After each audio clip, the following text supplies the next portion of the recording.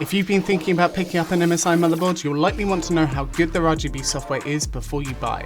Meet MSI Mystic Light. And as part of my RGB Explain mini-series, thank you for your patience returning back to this, we are continuing on with a deep dive analysis of MSI Mystic Light's features, lighting effects, bugs, and overall usability to answer every question that you might have. I'll have the full playlist linked below for you with reviews of other brands of RGB software and roundups at the end based on category to find out which RGB software is truly the best. So MSI Mystic Light, is it any good? Let me explain.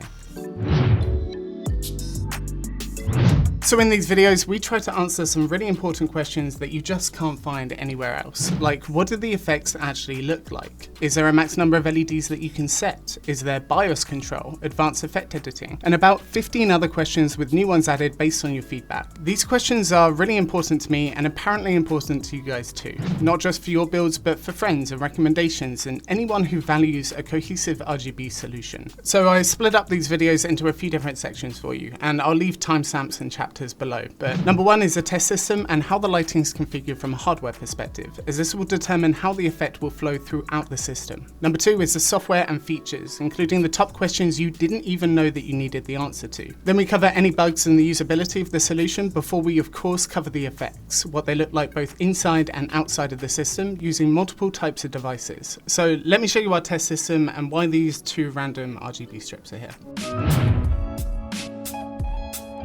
So what I'll do is I'll detail and link all of the hardware below for you, but most of the components are actually pretty much irrelevant for this video, other than the MSI B550 MPG Gaming Plus motherboard, the MSI Gaming X RTX 3060 Ti, 32GB of G-Skill Trident Z Neos, a 360mm G-Skill N-Key liquid cooler, and the Arctic Bionics P120 ARGB fans. And all of that is packaged up inside the Li LAN Cool 2 mesh. But we also need to talk about the connected RGB devices and how they're wired. So we have one addressable RGB header split two ways. One way going to this RGB strip right here at the top, and the second side of that splitter is starting at this rear exhaust fan of the Arctic Bionics P120 ARGBs and going all the way down to the front as one complete device essentially. The reason for that is so that you can see how the effect will appear on both an addressable strip as well as addressable fans. We also have another addressable RGB header split two ways.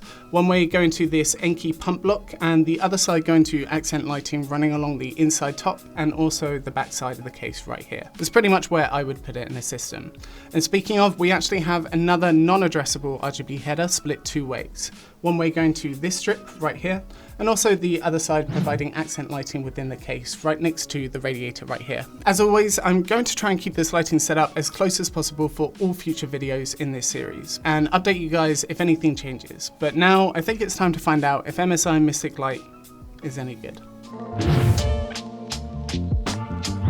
So first things first, to actually get MSI Mystic Light, you first need to install the MSI Center application. And within that, you can then install the Mystic Light application, which specifically allows you to control your RGB lighting for MSI motherboards and compatible connected RGB devices. The specific version of Mystic Light that we're using is 3.0.0.09, and I'm going to go over the most important features and questions that you should have with any RGB software, before we then take a look at the usability, the effects, and any bugs that I find. So this is the main screen when you launch the MSI Mystic Light application. What I want to do now is give you a small overview of the software, what each of these elements do and how they contribute to actually controlling the RGB of your system. So when you launch the application, this is the first screen that you are presented with. And what this basically is global lighting effects. And what we mean by global lighting effects is if I change this to steady, and we'll do a steady green and apply that, everything in the system that is controllable through MSI Mystic Light will be updated to that effect. And you'll see above each of the compatible devices that are being picked up by MSI Mystic Light, you'll see that they all have this little link icon in the top right. Here you have a great visual representation of what's happening in the system and connected peripherals. And to change the effects, you use this drop-down list right here. And some effects will have more advanced features than others. Say movie, you don't get any of this color control, but if we go over to something like breathing, you'll be able to get color control back. You have different profiles up here for which you can activate, say if you wanted a different profile whilst gaming and maybe a different one whilst watching a movie. In the settings, you have the ability to overwrite third-party RGB software on boot, turn on and off LED power saving mode, as well as use voice commands to control the RGB. And anything else that you might need to know we will cover by answering our questions. So question number 1, how many effects do you actually get with MSI Mystic Light? So I'm definitely going to cover the effects in detail in a bit, but when it comes to global effects with everything linked in the system, you have 11 different effects, not including off. But if you want to select the devices and change their effects independently from one another, as in not through global effects, but through the motherboard, say go into RGB header 1, or even the addressable RGB headers. Within this section, you have 28 different effects, not including off at the top, and also not including default. The reason why I'm not including default is if we apply that, you can see that the fans on the front and also the RGB strip, the top one connected to the case that you can see very clearly, they have gone onto a default rainbow pattern, and this is actually the same as rainbow up here, so that's the reason why I'm not including the default effect. And then when it comes to the GPU, you actually have 12 different effects in here. Again, we're not including default and we're not including off. Now, interestingly, many of the effects within the GPU are actually not shared by the motherboard. As in magic, patrolling, streaming, they are all not accessible by the motherboard itself, nor are they accessible in the global lighting effects right here. And then when it comes to the memory, you have 7 different effects right here. Again, not including default and not including off. So the next question is, can you stack the effects? Now, what we mean by that is, say, if we go over to steady and we choose, say, a green, you'll see the fans and the RGB strip on the front change color. Then what we would want to see, for example, is say have a breathing effect that's a red, fade in and out, and as it's fading out, the green will come through, stacking the effect on top of one another. But actually stacking the effects in general is not possible. But what about custom user effects, for example? If we go over to breathing, what I mean by custom user effects is within this effect, could I be able to change the color as the time goes on? Can I swap between 2 different colors? Do I have granular control of the effect? And the answer to that is no. But that doesn't mean that you don't get any control within this software. If an effect has speed control, you have 3 different levels of speed control right here. 1, 2, 3. And if an effect has brightness control, you have 5 different levels of brightness. 2, 3, 4, 5. And when it comes to customizing the color of the effects, you've got this color wheel for any effect that you can change the color of. Some of them you won't be able to change the color of, some of them you will. Say blink, for example, I'll show you what that looks like. And what this is doing is essentially flashing and color cycling, for which you don't get color control. But typically, if you do have color control, for example, you have this color wheel, which is about 16.7 million colors of control. And you have this RGB color code value at the bottom with favorite colors that you can set, which is a fantastic implementation. Interestingly, there are a few effects that allow you to change to a RGB color cycle. Jazz, for example, allows you to actually go into a multicolored mode, which I'll show you right here. And then to demonstrate that, because it's an audio-based effect, we need to play some music. And as you can see, over time it's changing color whilst performing its effect. Another example of this is CPU temperature, where you can independently set these colors yourself. So being able to control the brightness, the speed, and the color are all things that we would typically expect. But to go the next level and really make it unique, the next question that I have is, can you assign how many LEDs are in a connected device? And the reason why you might want to do that, I'll show you here. If we choose stack, for example, and set the number to 72, we're also going to change this over to 100% red right there. Now, the reason why I set it to 72 is because that's the exact amount of LEDs that the daisy chain fans have that you can see it's stacking at the end of them. This is how this effect should look on this device. But if you can't set the amount of LEDs, it's going to be a default of something. Let's call it 100. And you'll see how this effect looks when we do that. You can see that we're not stacking on the last LED of the fans. And the reason being is because it thinks that there's more LEDs than there are, and it's stacking right at the end. It's going to take 28 cycles of this effect before we even see an LED appear on the fans. So being able to set the amount of LEDs that are in a connected device allows you to actually better control the RGB software and the effects within it, so you don't implement what is essentially poorly compatible with your system. And of course, as you've seen here, MSI Mystic Light does do this, but it does it in a slightly different way. I'll show you now.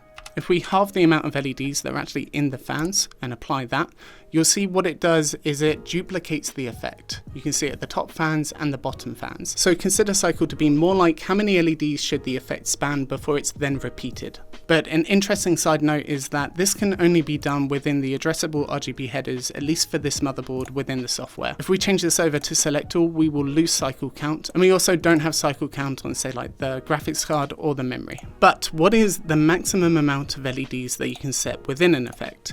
Now, I've tested this out with my 300 LED strip, and the maximum amount that they say is 200, and I can confirm that. Also, 200 is the maximum amount that you can set in software. If we say do 210, it will default back to 200. So next question is, can you calibrate the outputs of the connected devices? So this can be quite important if for some reason the device that you've connected to the motherboard has the red and the green channels swapped around. Being able to configure that in software allows you to address that issue. It's not particularly common, but for the people that need it, it's incredibly handy. And unfortunately, you can't calibrate the RGB outputs for MSI Mystic Light. But what about profiles? And you've seen up here that you've got profile 1, 2, and 3, which is fantastic because you may want different profiles depending on what you're doing on your computer at that given point in time. But unfortunately, you can't import or export profiles within the software. This would have been incredibly nice to see because you could import ones from your friends or give yours to your friend. But even better than that, community-driven ones, I imagine, would be spectacular. And the next question is, what about special integrations? Now, what we mean by that is, can you integrate into, say, Philips Hue or Nanoleaf? And you'll see right here that we've got little icons that you might recognize. Now, this is Hue and Nanoleaf integration, where you have 9 different effects that you can choose from. Although I can't speak to them specifically because I had issues pairing with my hub, my bridge system for Hue. It would recognize it, but it just would not pair. And of course, GPU support right here is limited to MSI GPUs only. When it comes to memory, this is a really fully featured compatible memory set for MSI Mystic Light. We're talking G-Skill, Corsair, HyperX, Ballistics, Patriot, T-Force, XPG, and Oloy. These are all of the ones that I look into for the series, and they are all compatible. But when it comes to controlling the memory, you have to address them all as a group, and you can't address them individually. And now for a new question, and a very important one, given the fact that RGB software can be buggy, not just for the software itself, but for your entire system. Before we continue, if you're like me, then I think you're really going to like today's video sponsor, Skillshare. Skillshare is an amazing online resource with thousands of inspiring classes and members across 150 countries. It's a place to develop a passion you've been wanting to try or get inspired to be better at what you do best. The first one that I checked out naturally was Script Shoot and Edit with MKBHD to help me make better content for you guys, and maybe you'll find it as useful as I am. But with classes from music production, web development, film and video, even business analytics, Skillshare can help you make 2022 a year of new learning and growth. So if self-development is something you've been wanting to focus on, the first 1,000 people to use the link in the video description or my code below will get a 1-month free trial of Skillshare to jumpstart your next chapter and get on your path to success, however you define it. So the question is, what other software comes bundled with MSI Mystic Light? So what we're going to do is open up programs and have a look through. Typically what I do in this series is only install what's needed to actually review this RGB software. I'll always install Chrome because I'm allergic to Edge, and I may also install a couple pieces of monitoring software. But looking down the list, the only things that I can see is MSI Center, MSI Center SDK, and nothing else on the list looks out of the ordinary to me. When we go into Task Manager, so it seems to me that they're not bundling a ton of other RGB software within this to potentially cause conflicts within your system. But before we go into how you might want to set up MSI Mystic Light and then basically uninstall or never use it in the first place, there is one thing that I want to show you, which is what the computer looks like when you put it to sleep. Are you going to be dazzled all night by the LEDs? And the answer is, you are not. The LEDs turn off while the computer's asleep. So what if you didn't want to use the MSI Mystic Light application, but you still wanted to use MSI Mystic Light?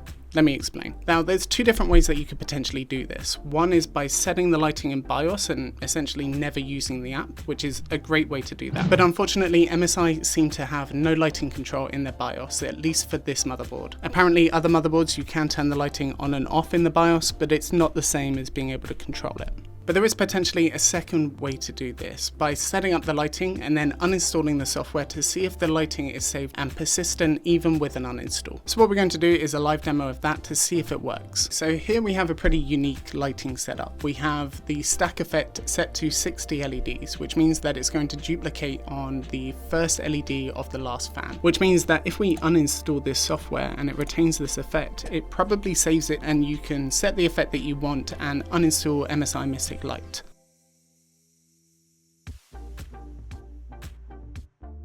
There we go, successfully removed from the computer, and it's still producing the effect at the moment, so what we're going to do is give it a restart.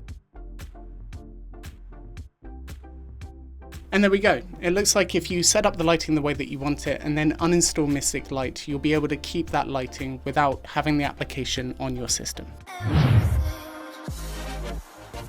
So before we cover the effects, welcome to the usability and bugs section. At this point in the video, you should probably know if MSI Mystic Light has the features you value, but that's only really half the story, especially if it doesn't implement the UI effectively or if you can't use a feature because of a bug. So let me show you what I like and what I think needs to be improved before I tell you about the effects. Also bear in mind that this is a best case scenario. This is a fresh install of Windows 10, so especially when it comes to bugs, if we uncover anything here, that's a pretty significant failure. So let's start out with what I like. And number one, the user interface. I think it's incredibly well thought out. For example, when we take a look at the graphics card, this is the exact graphics card that's in the system. They haven't updated a generic one, this is the exact one that we're using. And it's showing you a very good representation of what the effect that you've just selected will show on the graphics card, giving the user multiple different feedback types for what they're doing. Although going off the back of that, if we say change that to patrolling, you'll see that the graphics card hasn't updated because we haven't hit apply yet. This is really good because you can see how it's going to look before you hit apply. Another thing that I really like is the color wheel and color picker. I think this is incredibly intuitive, and I like that it updates live for the motherboard right there and other connected devices that you're controlling. But on top of that, being able to set the color via RGB color code values is great. You can then set favorite colors, which means that you don't need to go through the hassle of setting this up every single time for each new effect. You can just go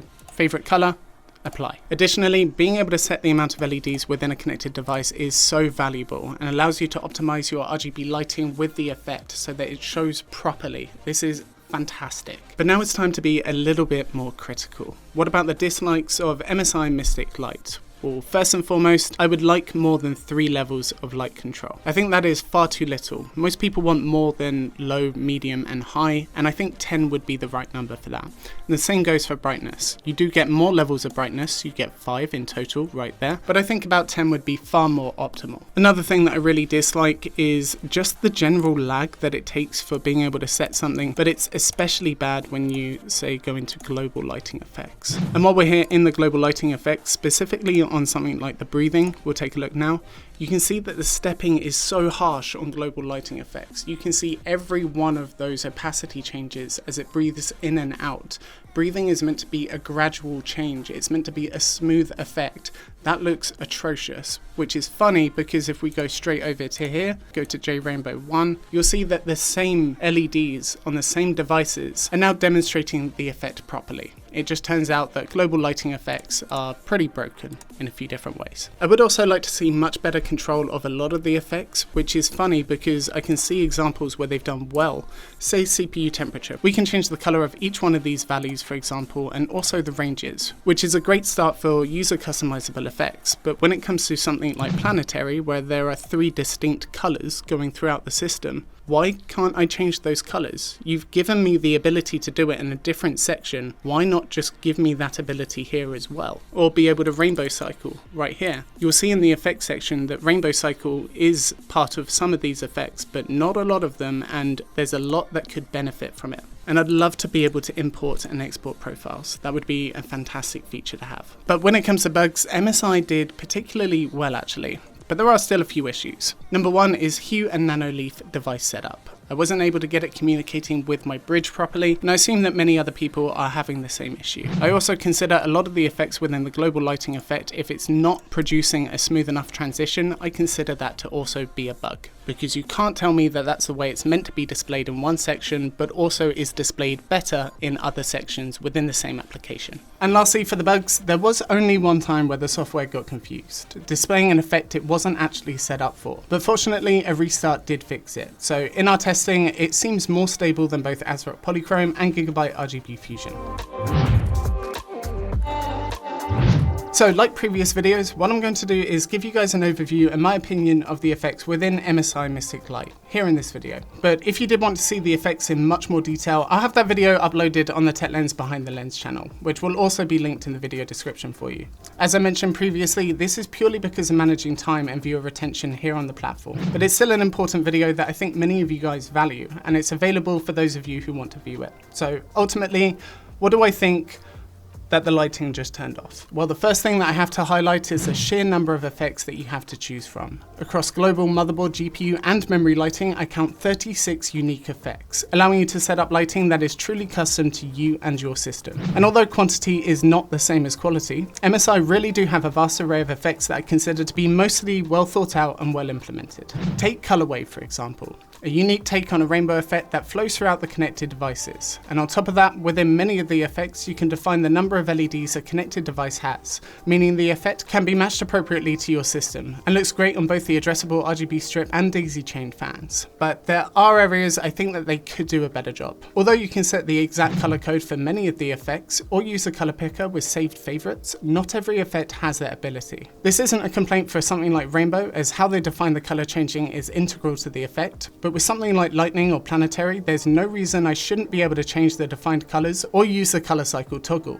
like you can with the jazz audio effect or the whirling effect within the GPU. Also, 3 levels of brightness and 5 levels of speed is not enough control in my opinion, compared to the competition, and left me wanting to slow down an effect to more than what was possible. And on top of that, global lighting control makes many of the effects look like complete trash, with obvious harsh stepping between opacities, shown here with the breathing effect. So overall, I think MSI have done a good job with effect implementation, and the issues that I've seen are either quite minor or they do have a workaround. But I would like to see more control within some of the effects and better implementation of audio-based effects. Okay, it really doesn't seem to be doing anything. The memory? MSI Mystic Light is incredibly intuitive, well designed, and I haven't had any issues with device detection. This is something that I can't actually say for other RGB software that we've tested here on the channel. On top of that, there are plenty of effects to choose from that are mostly well implemented, with outstanding compatibility for memory modules, and an experience that demonstrates fewer than typical observed bugs. However, there were a few issues that I would still like to see addressed in the bug section of this video, and I would love to see them lean harder into the customizability of the effects and giving the user just more granular control. But overall, I am reasonably impressed, which is almost an achievement. But if you want to compare Mystic Light to other RGB software that we've covered, make sure that you check out the full playlist below, with new entries and roundups coming soon. Otherwise, if you're new here, get subscribed, turn on notifications, or at least check out another video before you do. I have some recents in the video description and the comment section for you guys to check out. And remember guys, a like is always appreciated, and I hope you have an amazing day.